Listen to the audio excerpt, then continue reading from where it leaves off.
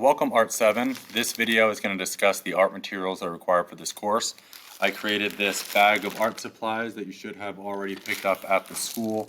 If you have not, please message me and let me know, and we can schedule a time that you can come pick these up. These are required for the course, so it is important that you have these in your possession. Let's just go over these materials real quick. You have a ruler in your bag.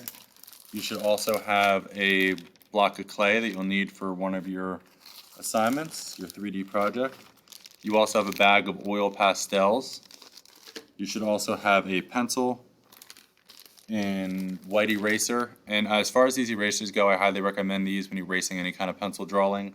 The pink eraser on this regular pencil really burns out quickly, so you'll save yourself a lot of time and frustration with that white eraser.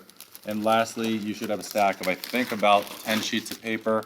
If you have one more or one less sheet of paper than the 10 I just said, that's okay. I gave you a couple extra, but you should have plenty of paper and other supplies to complete all the projects that we're going to be working on this year together. All right, if you, again, do not have the materials, please contact me and we'll get you to pick them up.